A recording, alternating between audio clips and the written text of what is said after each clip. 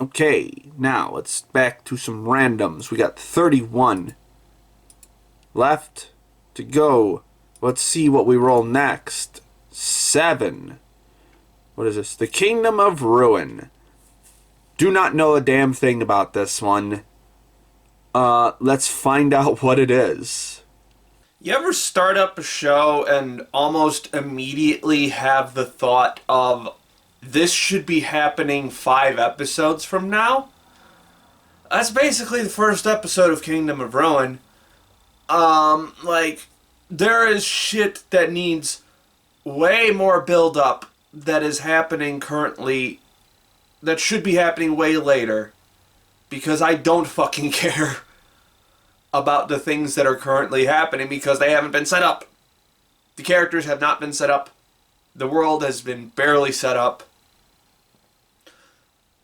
And it's not a very interesting world either. It's just a world, a fantasy world, basically, but witches are in it, and also witches are being persecuted now because humanity has gotten so technologically advanced that they don't need them anymore. It's a bit of a flimsy premise. Also, the technology is so fucking all over the place. Like, we have smartphones and satellites, but we also have, like, steampunk airships, and then, like, diesel punk trains, and, like, it's an aesthetic mess. On top of the fact that all the characters suck so far. They are annoying, they don't have any chemistry, they're not fun to listen to.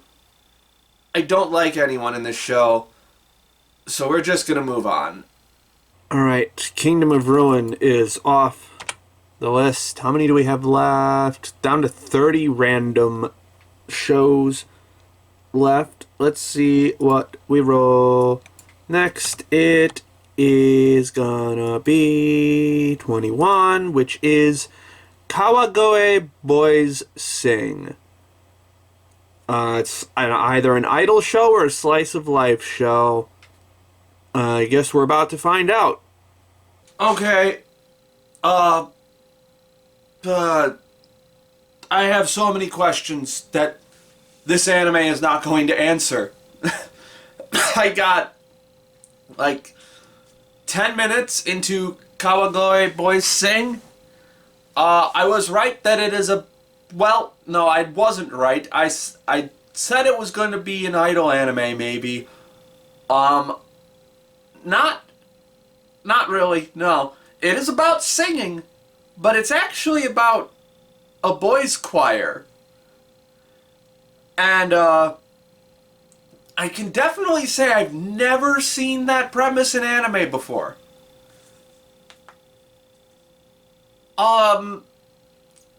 First of all, this show sucks. The animation is fucking atrocious. It's not good. But also, there are so many weird things in this show. Why does it open on a guy singing Swing Low, Sweet Chariot? Why does the school's principal have a honey badger as a pet?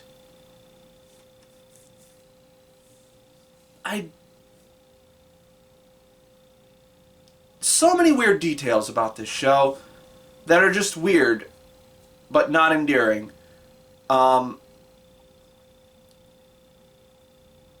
Even if it looked good, I doubt I would have much interest in it, because...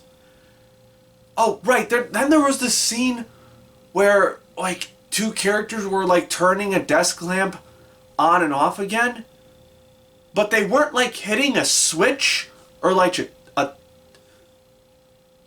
okay, so I need to it just looked like a desk lamp, and it didn't look like it had any interface on it, like no button or no switch or no knob or anything, and these 2 characters were just, like, touching it to turn it back on, off and on again, but it kept making like a switch sound every time it turned off and on, like they were hitting a button, but there was no button. They were just tapping the side of the lamp. It looked so fucking weird. I don't know why that broke my brain, but it did. Also,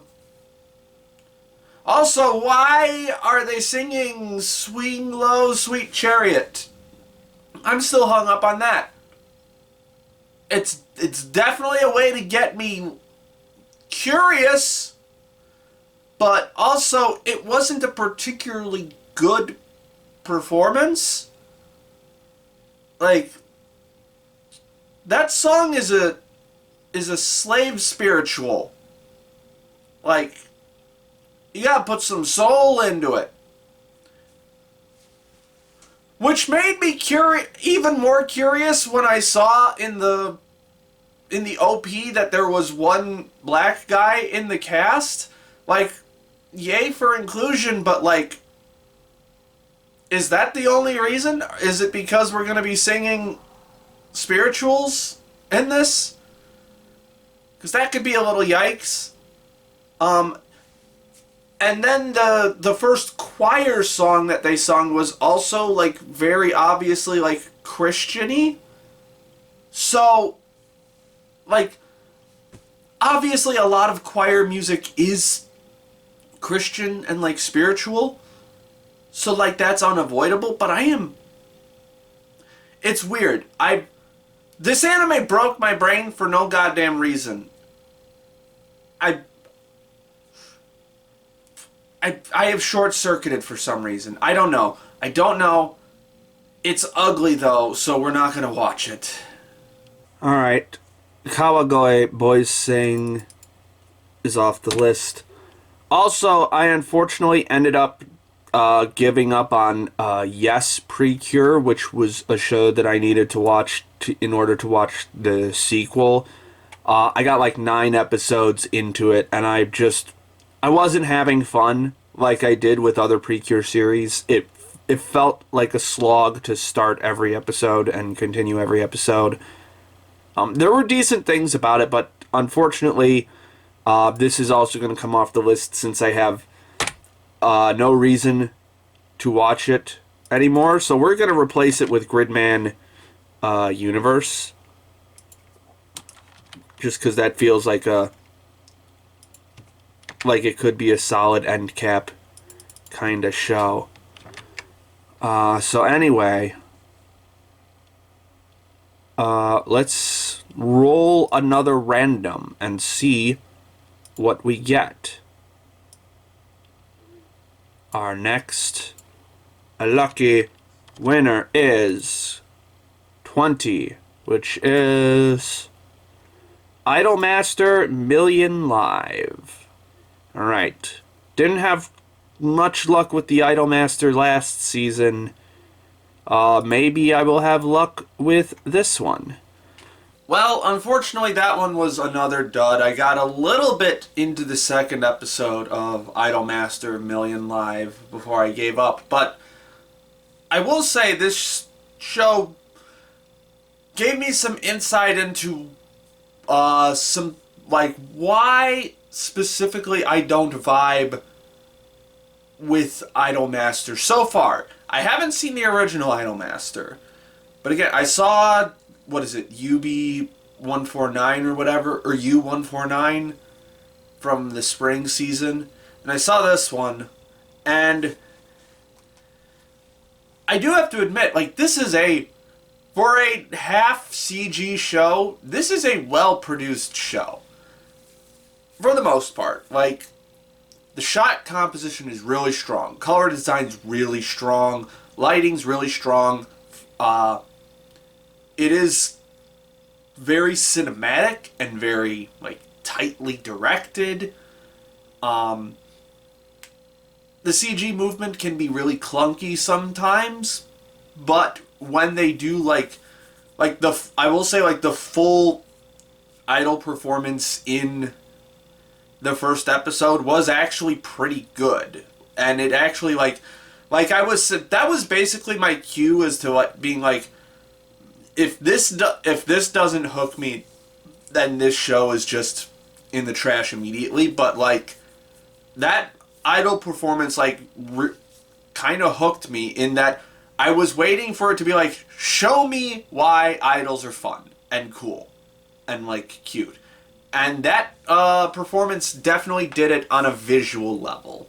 I will say that much. Like, if not for the thing I'm about to talk about, I could definitely, like, give the CG awkwardness a pass because this is just a well-produced show. And, like, U149 or whatever was also a very well-produced show. There's really nothing wrong with how these shows look, like, apart from, like, the CG stuff. But I came to a realization as I was getting into the second episode, and that is that it's not that these characters are poorly written, or that they don't have writing, or they're not written well, or that they're, like, bland or generic, or well, they're a little generic, but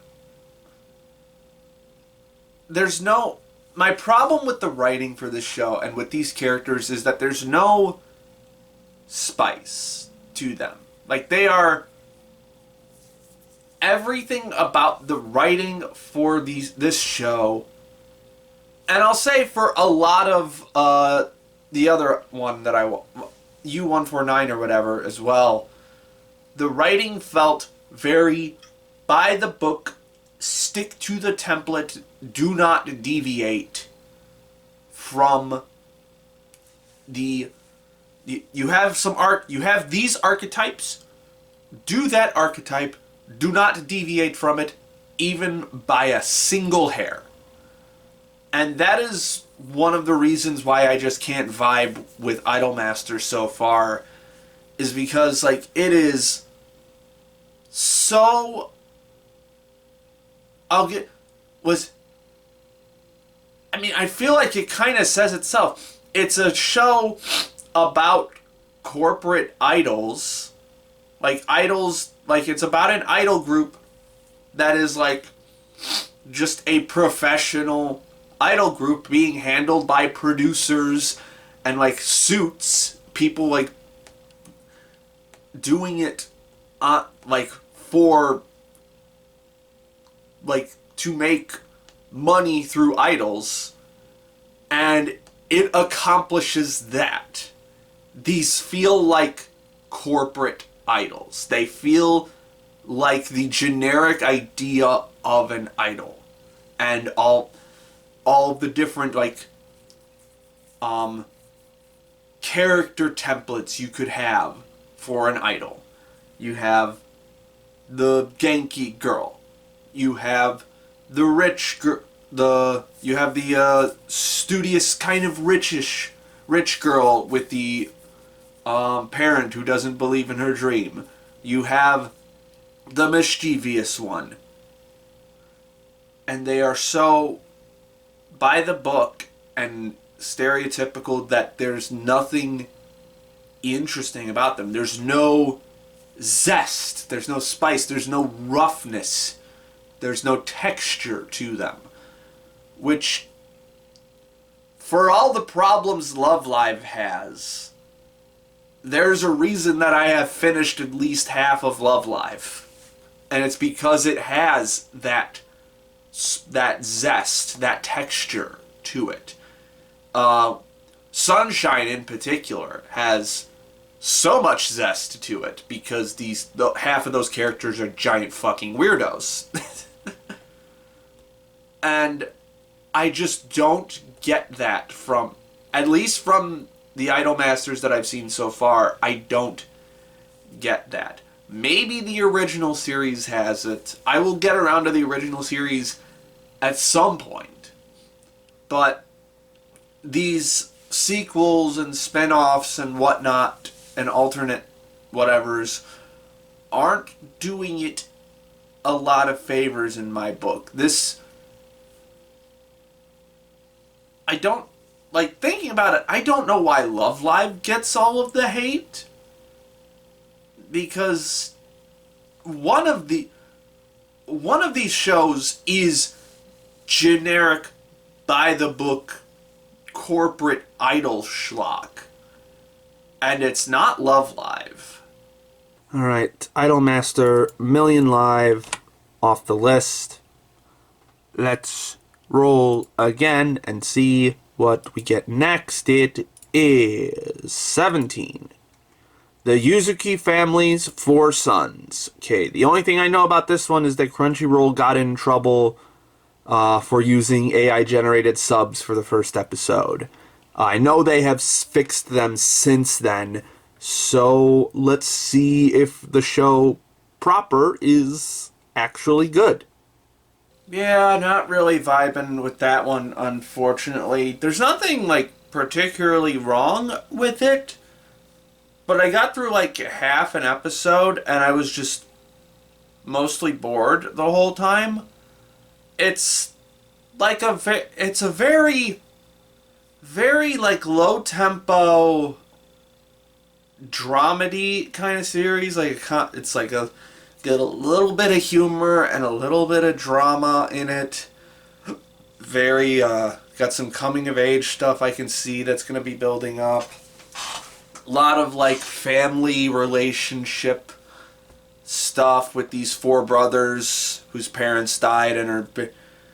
I could see as the series evolves, they're just going to end up looking after each other more in different and unique ways and learning to appreciate each other more. There's nothing particularly wrong with it, aside from the fact that it's just kind of boring. I'm not really interested in these brothers in particular. Yeah, this is just one of those shows where it's like there's not enough to it. Like it could be a little bit more comedic, I think. It could have a little bit more comedy to spice up the higher end of things. Maybe lean into some more interesting, or some more, like, direct kind of cinematography when you're doing the more dramatic moments, I guess. And it's a fine-looking show. Like, there's nothing... It's... competent. Characters are on model most of the time. Everything's very crisp and clean. There's not a lot going on with it. It's just very, like, plainly shot and very plain character designs. But there's nothing wrong with it either. This is just like a straight up 5 to me. There's nothing particularly wrong with it. And I could probably, like, if I had nothing to do, I guess I could veg out to a show like this. But I would rather just watch YouTube. Yeah, it is a totally average show that I'm just not really motivated to watch any more of. So apparently this was done by Studio Shuka, which is the studio that spun off of Brainspace to continue making Durarara and, like, 91 Days and a bunch of other stuff. So it's no wonder that it's pretty decent looking. I just wish there was a little bit more to the story. But Yuzuki family is coming off the list. Let's roll again. Our next winner is 4. Our Dating Story. I have not heard anything about this. It's a romance, I guess. Let's figure out what it is. Jesus fucking Christ, what an annoying son of a bitch this main character is. I got 6 minutes into Our Dating Story. The experienced you and inexperienced me, or whatever the fuck the whole title of this is. This sucks shit. I knew I was in for something horribly mediocre as soon as I saw that it was made by Studio NG. I didn't look at the specific shows that I dropped from Studio NG, but I know that I have dropped every single show that they've made. So It was not looking good. Oh, Kemono... I guess the best one that they made that I still dropped was Kemono Michi, which was the isekai where a wrestler got isekai'd. I think I only made it like 2 episodes into that show. Anyway, this show sucks. 6 minutes in, and just constantly hammering on the internal monologue of the main character, just constantly being like, I'm a geek, I don't deserve anything good, oh, that girl's hot, wow, she's really hot, I don't deserve her because I'm a geek, I couldn't get with her, gosh, I'm such a geek. Shut the fuck up, you nerd. I'm gonna stuff you in a goddamn locker where you belong. Holy shit. So beating you over the head with this shit, making the most unfucking likable dude that I've seen in a while. Jesus Christ. This fucking pathetic sad sack little shit. I fucking can't. It is so whiny and annoying. And you know what? It did have me hooked just a tiny bit right before the OP. Was there an OP? I don't remember if there was an OP, but I know there was a flash forward to where he was in the girl that he likes' room, and she was like, we fucking or what? And then, like, this really terrible camera shake thing, like him freaking out. I was like, okay, well, how do we get here? And then 4 minutes later, I was like, I don't give a shit how we got there. This sucks ass. Also, the most fucking generic character designs ever, except for the main girl, who admittedly is cute. Not an amazing character design, but she is cute. I have started to come around to Gyaru's a lot more lately, and she is a good-looking Gyaru design. I will give her that. Just as a fun side note, at one point this guy... Oh, also the main character's friends suck shit. Why are they friends? Is it just because they're all geeks?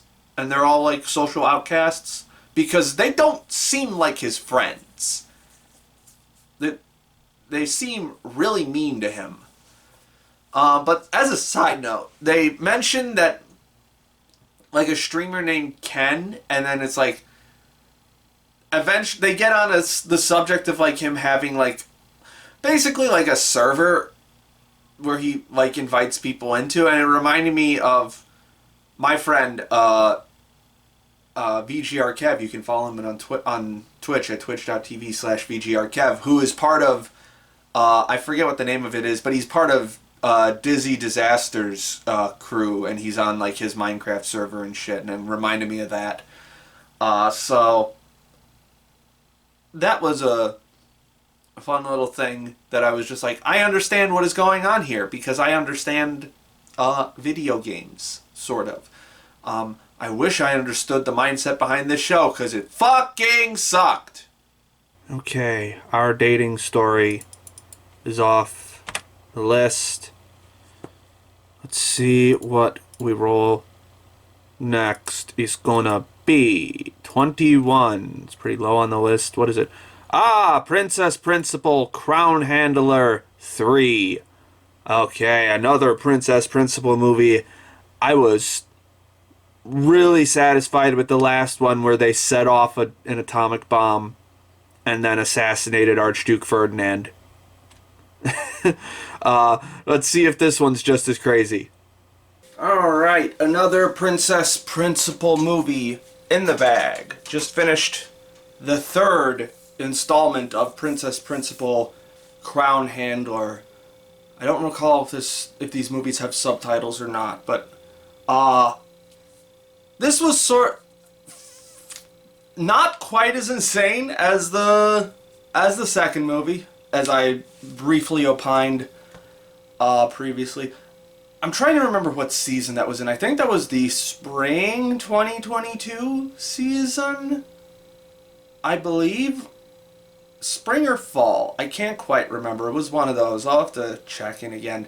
So I have covered the previous movie in the seasonal wrap-up show, if you want to go search through the archives on that one.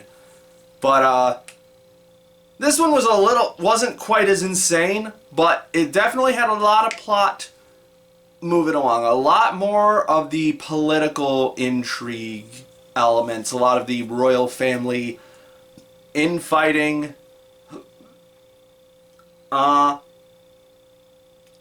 to be honest, I did not call the twist at the end. I for sure thought that the plan was going to go relatively smoothly. I had thought someone was going to die in the process of executing their extraction plan, but the factionization of the royal family and the employees, I guess, of the royal family has become rather interesting. Now we have the minister, I forget what his role is, like essentially the prime minister-ish kind of character, kind of forming his own faction in between Charlotte, just trying to keep everybody from killing each other, and Richard being this sort of revolutionaryist character who had a lot of interesting developments with him in this.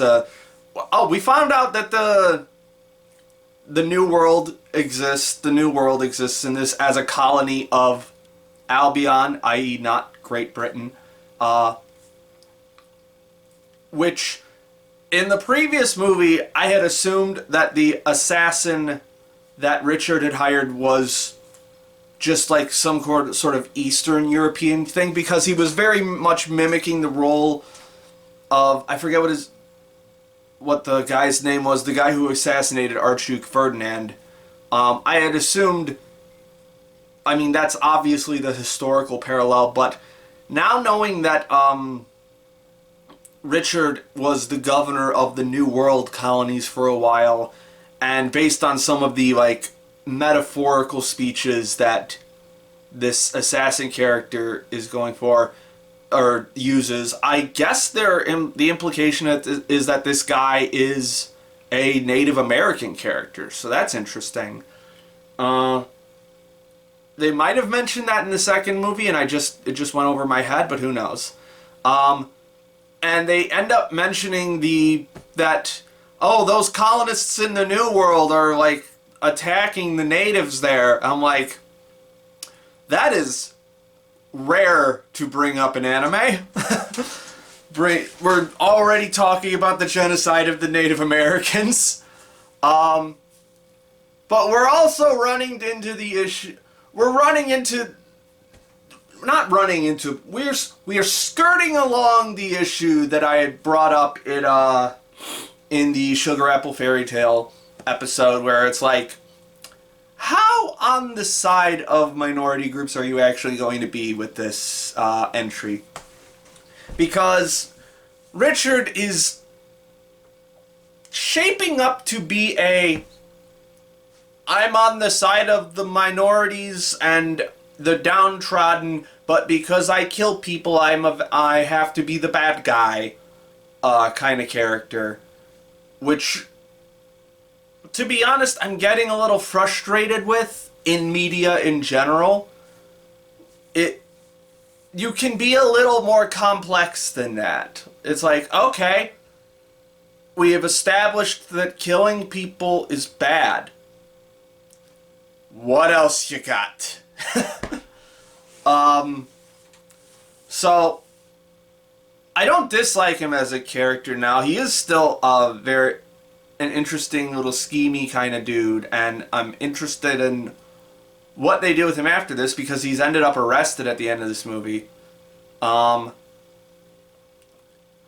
now we have the minister character essentially being like a autocratic centrist kind of dude of sorts.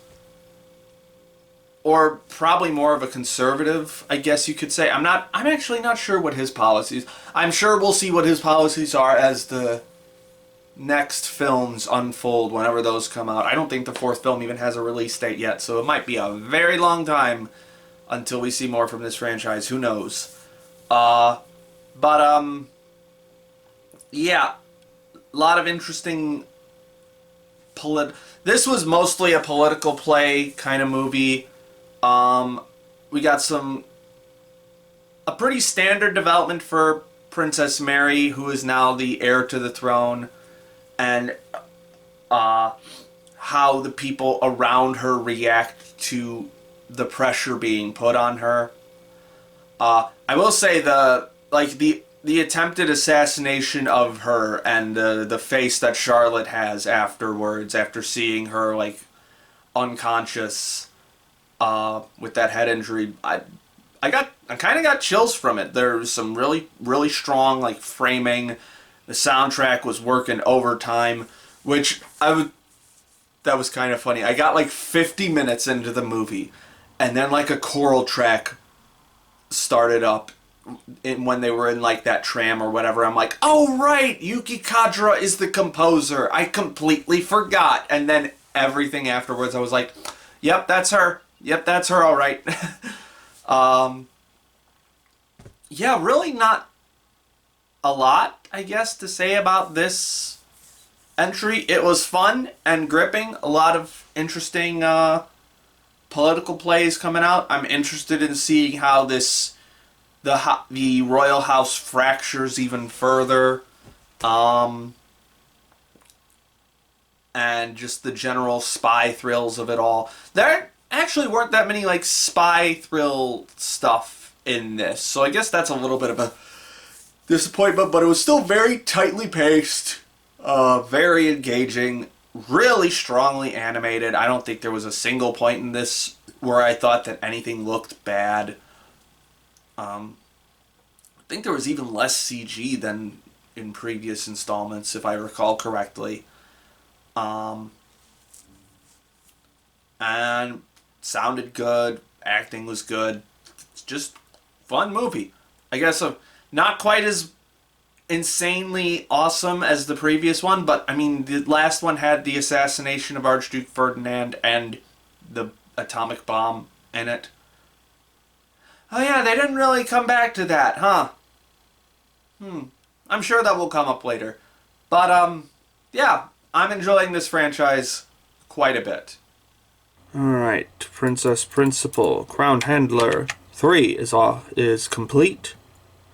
And, man, I just thought, where am I going to put this? You know what? Yeah, I'm going to put it where it said it was going to, right under Sugar Apple Fairy Tale with a decent 7. Fun movie, just not nearly as good as the last one, because the last one was insane. Okay, so, back to our random. So, goddamn, I gotta reboot this fucking thing. Okay. How many do I have left? 24 left. Man, I wish the random number site would work. Let's just pull up the Google one instead. It's gonna be, what's gonna be 17. Bullbuster. I have no clue what this is. Probably some kind of weird action anime. I'm gonna guess it's anime original or a mixed media project. Let's find out. Well, I'll give that one credit for being much more visually competent than I was expecting, aside from the terrible CG monster. And I was correct in predicting that this was a mixed media project, apparently. I don't know what the other parts of the project are, but I watched an episode of Bullbuster. It was fine. Totally average. The characters are decent. There was some there was a fun little gag before like the big hunt started for this monster, where they're like, hold on, we have to fill out the employment paperwork first. And it was funny, but also like frustrating in a narrative sense.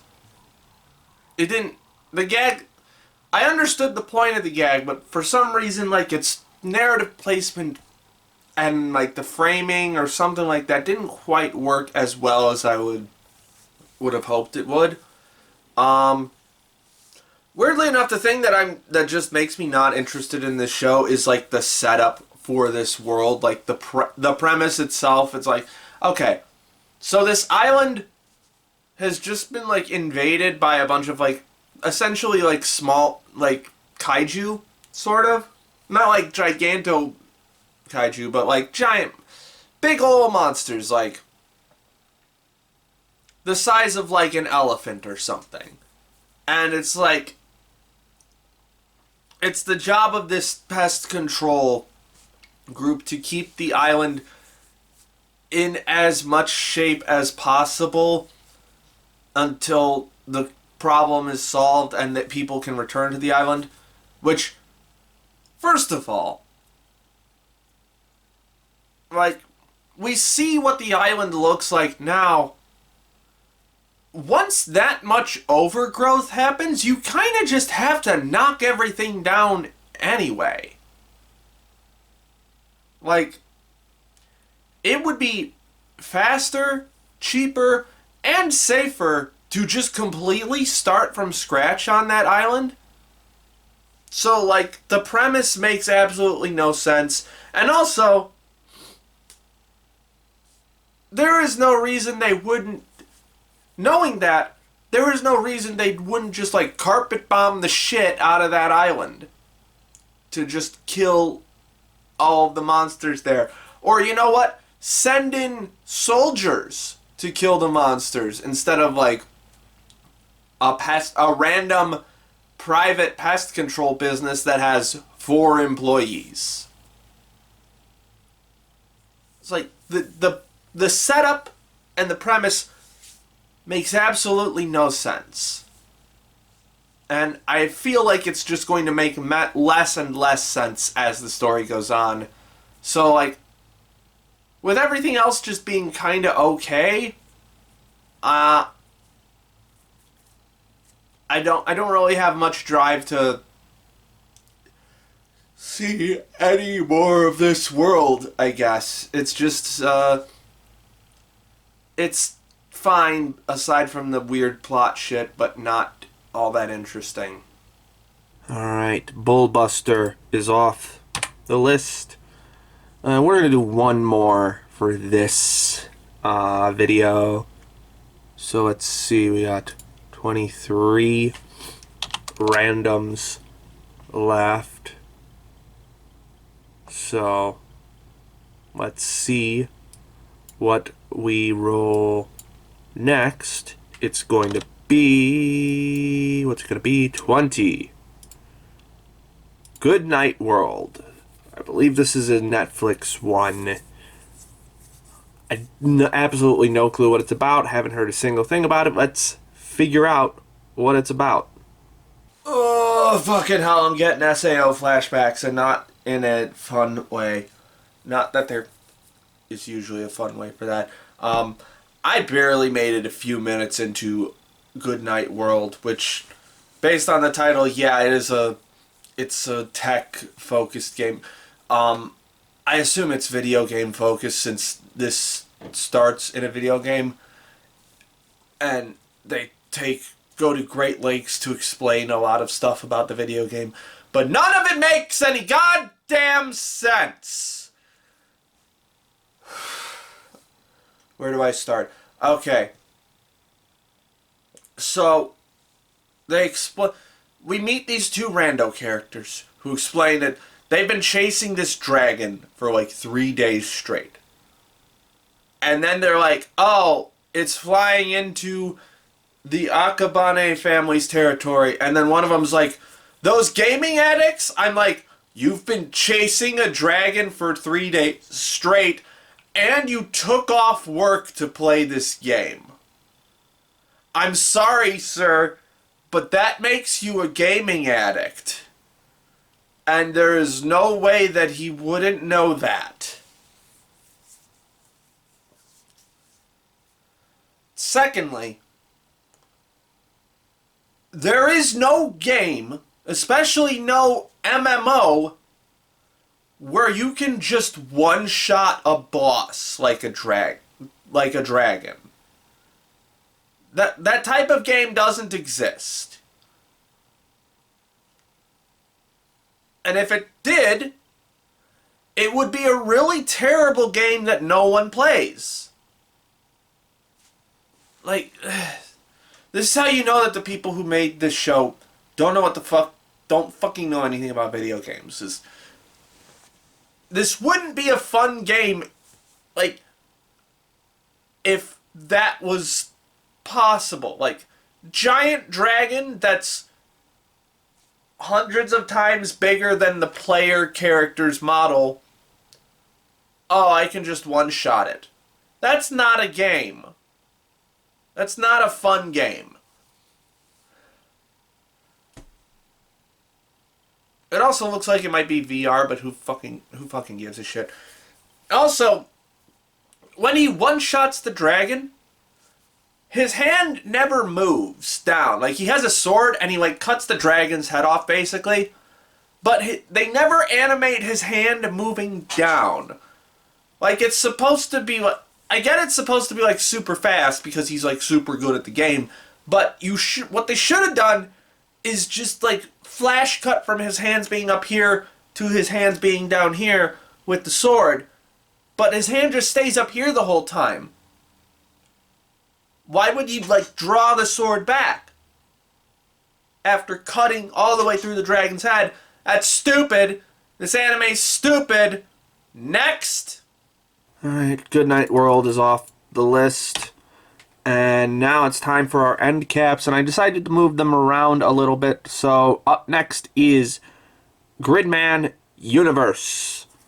I am very excited to watch this. Love Gridman, really like Dynazenon.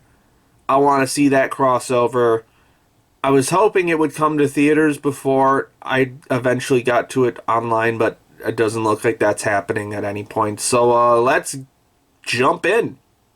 Fuck yes.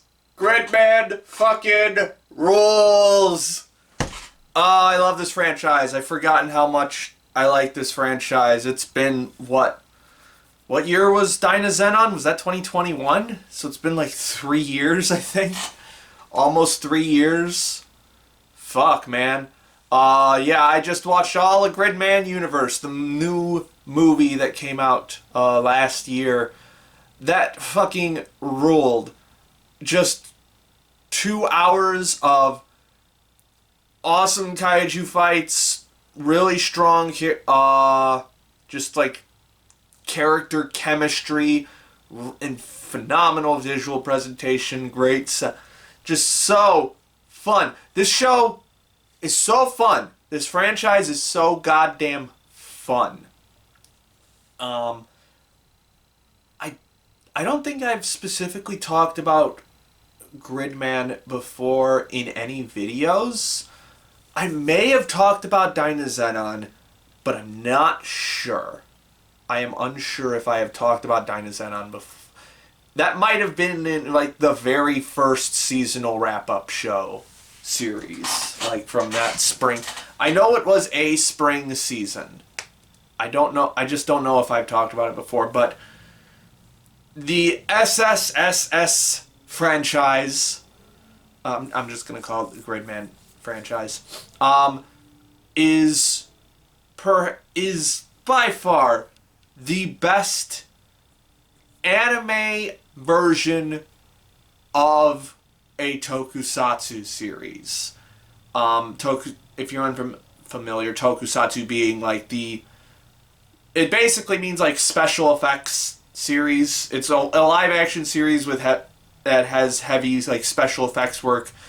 In particular, like the pre-CG era special stuff. So like practical effects, like dudes in rubber suits acting as kaiju. It is Gridman. The Gridman franchise is the best anime version of that. And it's not just kaiju, because like Dynazenon's in here too, so it's got some mecha action in it as well, combining mech stuff. Just all of that, all of the giant Gridman punching kaiju, the multiple different combinations and transformations. All of that, just the city-destroying explosion excitement was just fucking phenomenal and incredible. It near perfectly emulates that aesthetic of 1960s, 1970s era kaiju movies and just tokusatsu stuff. It is so... This is what it must have felt like to be like a kid growing up in the 70s watching this stuff for the first time and just being like, this is hype as fuck. But it's also because it's anime, it is able to do so much more than just that. So it is imitating that style, but allowing that style to flourish into a realm that was just never possible before. And it is hype as fuck. Like, I ended up like shouting along to like the special attack names in this. Like that's how hype I was while watching this. I was shouting out the attack names while they were defeating the big bads. And I believe there's actually more. So, if I recall correctly, Dynazenon probably had the least CG in it, whereas Gridman had the most CG. And I'm not saying this like in a good or bad way, because like Gridman's CG is actually some of the best CG that I've ever seen, specifically because it is mimicking like the rubber suit style of tokusatsu stuff. So like when you know that that's what it's going for, it looks exactly like that. So you're like, oh, it's supposed to look like this. Cool. And it doesn't like look bad either. Like, maybe it's just my old head popping out, but I don't think the rubber suit stuff looks bad. When it's done well, I don't think it looks bad. I don't think it looks cheap or dated or anything like that. I think it looks legit. Like, I have seen the original Godzilla, and that is a really good looking film. So that's just my opinion. But anyway, Gridman Universe kind of leans like halfway in between in terms of like the CG versus traditional 2D action animation. And all of it's fucking great. This is just a fucking cool movie. I will say the final fight, I was hoping for a little bit more out of the like big villain, but I guess I probably shouldn't have, knowing what I know about like spin-off movies, I guess. The villain was very much a means to an end for this. It was much more about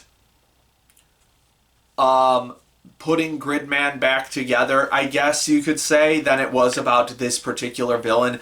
And it was much more about these characters reaching, adding on to character arcs that they had already gone through. Now, and a lot of complaints that I have seen about like the original Gridman series is that a lot of people didn't really get attached to that particular cast as much. I disagree with that sentiment, but when I actually like think about this show and think about like what these characters were like if I were to try and define Rika or Yuta, I probably couldn't do it very well, but nonetheless, I really enjoy watching them on screen. I enjoy their chemistry. I very much enjoy the vibe of these characters. Now, like, Utsumi is like more of a like he gets the nerdy kaiju stuff, and then Akane is far and away the best character from Gridman with her character arc from the original series.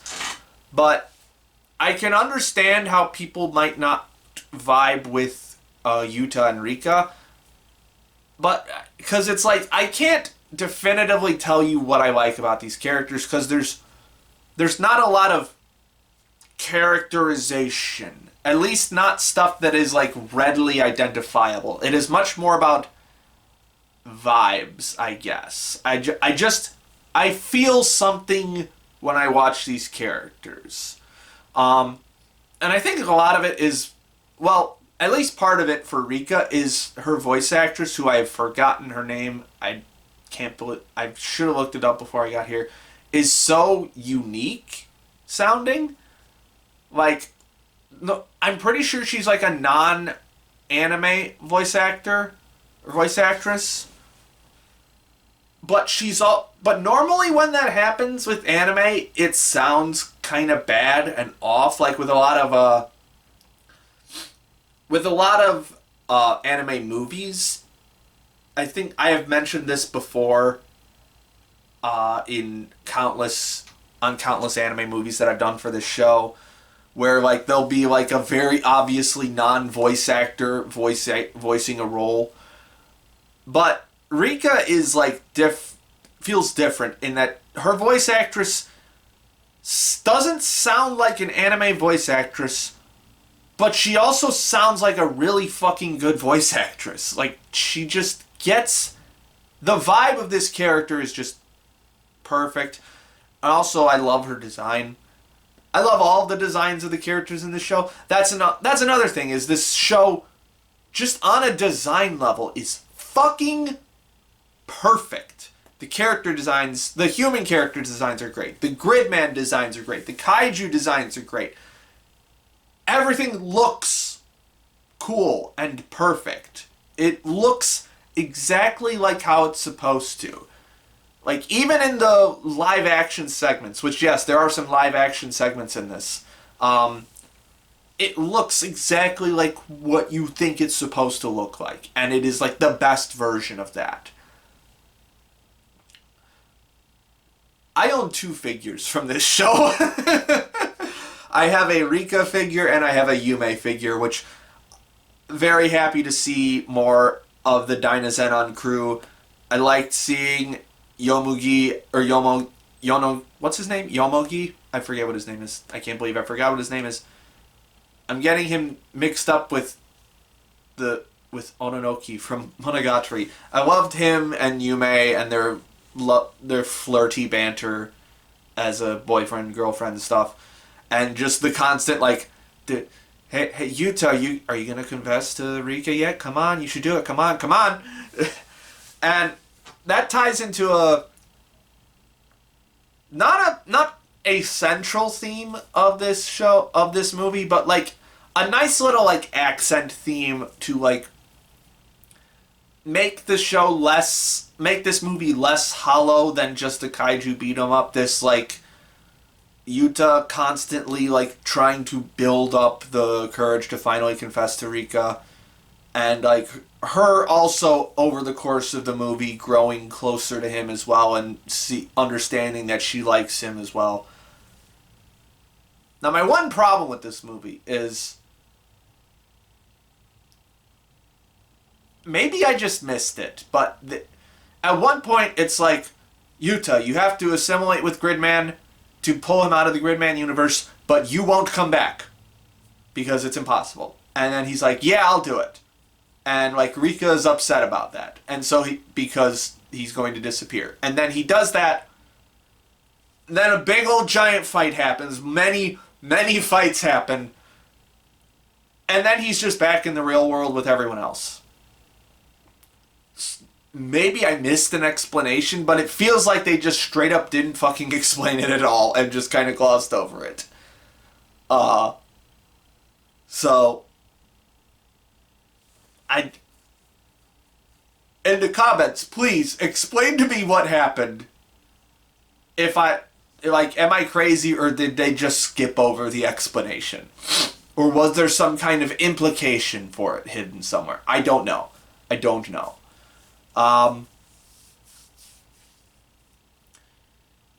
I also Hey, you guys aren't tired of hearing this yet. Did you know I like metafiction? Did you know that I like when a show talks about fiction within the show and how that relates to the themes of the story? There are definitely some dressings of that in Gridman Universe. Like, at one point, the little kaiju girl, whatever her name is, I forget what her name is, she mentions that humans are the only creatures that can believe in fabrications. And that's just such a cool line. And there's some, like, some brief dwelling on, like, what does it mean to be artificially created by a consciousness outside of your universe. I just find it fun. It's fun.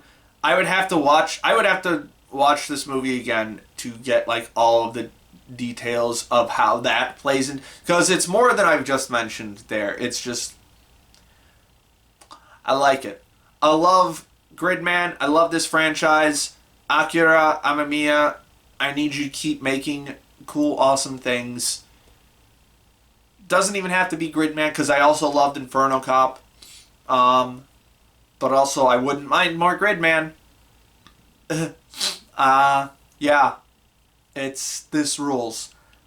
I just wish we got an explanation for that Yuta thing at the end, because that's what the fuck? Oh, also the soundtrack is so fucking hype and awesome and cool. Badass fucking movie. Just incredible. Alright. Gridman Universe is complete. And I'm struggling with where exactly I want to put this. It's in the top 10. I'm gonna put it... Yeah, I'm gonna put it right under Oshinoko in the number 9 spot with a strong 8. Damn good movie.